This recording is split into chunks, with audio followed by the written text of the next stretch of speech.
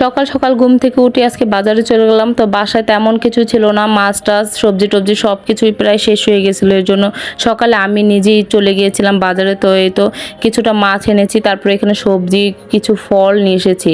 তো এগুলো আমি গুছগাছ করে রেখে তারপর আর কি দুপুরকার জন্য তরকারি রান্না করবো। তারপর আবার বাসায় মা থাকাতে মা অনেক কিছু রান্না করে ফেলেছে, তো দুপুরকার জন্য দেখা যায় একটা তরকারি রান্না করলে হয়ে যাবে আজকের মতো। তো এগুলো আমি গুছগাছ করে রেখে আবার মা এখানে মাছগুলো কেটে দিবে, এই জন্য আর কি সব মাছগুলো আমি বের করে নিয়েছি। আর এখানে মা মাছগুলো কেটে দিব। তো এখানে আমি এনেছি রিটা মাছ, তারপরে হচ্ছে চিংড়ি মাছ এনেছি আধা কেজির মতো। আর আমি কিছুটা আর কি পুঁটি মাছ এনেছি, ডিমালা পুঁটি। তো এই তো আমি মাছগুলো এখন ধুয়ে কেটে আর কি সব দিলে আমি আর কি রেখে দিব ফ্রিজে। তো এখানে আমি সব কিছু আর কি বের করে নিলাম। তো মাছগুলো অনেক ভালো ছিল। আর এখন বাজারে গেলে মানে এত পরিমাণ সব কিছু দাম, কি বলবো, সব কিছু পরিমাণ সব কিছু মানে দাম প্রচুর বেড়ে গেছে। তো যাই হোক আর কি সব কিছু কিনে নিয়ে আসলাম।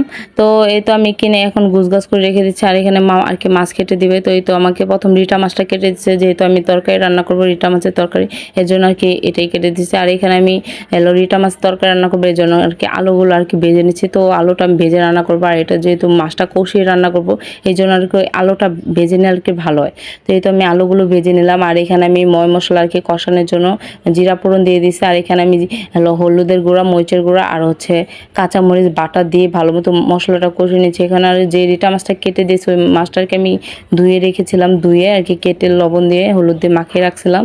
এখন আর কি মাছটা দিয়ে দিলাম। তো ভালো মতো মাছটা পরিষ্কার করে নিয়েছিলাম। তো এখানে তরকারিটা রান্না করলেই দেখা যায় হয়ে যাবে আজকের মতো, যেহেতু মা সব কিছু রান্না করেছে। তো বাসায় মা থাকাতে অর্ধেক কাজে দেখা যায় কমে যায় রান্না বান্নার, তাই না? তো তারা আর কি বসে থাকতে পারে না, করতে থাকে। তো যাই হোক আমার অনেকটা হেল্প হয়ে যায়। আর বাসায় অনেক মেহমান এসেছে, এই জন্য আর কি একটু তরকারি রান্না করতেছি বেশি করেই। আর এই তো আমার প্রায় মোটামুটি তরকারি রান্না হয়ে গেছে। তো এখানে আর কি তো এই মাছটা আর কি একটু ছোটো হলো, কিন্তু মাছটা একদম নদীর ছিল, একদম তাজা ছিল। তো অনেক আর দামও প্রচুর নিয়েছিল, ছোটো হলে কী হবে। তো যাই হোক এই তো তরকারিটা রান্না করে নিলাম। তো এই তো আর সব কিছু আলুটা ভালো মতো গলে গিয়েছে। আর এখানে আর কি আমি জিরা বাটা দিয়ে নামাই নেব। তো প্রায় তরকারিটা একদম মাখা মাখা হয়ে গেছে। আর এই তরকারিটা দেখা যায় একদম মাখা মাখা করে নিলে ভালো। আর এগুলোর মধ্যে আমি কিন্তু পেস্ট কিছুই ব্যবহার করলাম না, শুধু আমি আলু দিয়েছি। আর হচ্ছে একদম মানে জিরা বাটা দিয়ে তরকারি রান্না করবো। আর আমাদের পেঁয়াজি তরকারি বেশি একটা ভালো লাগে না। তো এই জন্য আর কি আমি যেভাবে রান্না করি ওইভাবে আপনাদের সাথে শেয়ার করা হয়। আর বন্ধুরা ভালো লাগলো অবশ্যই কিন্তু লাইক কমেন্ট করে পাশে থাকবেন।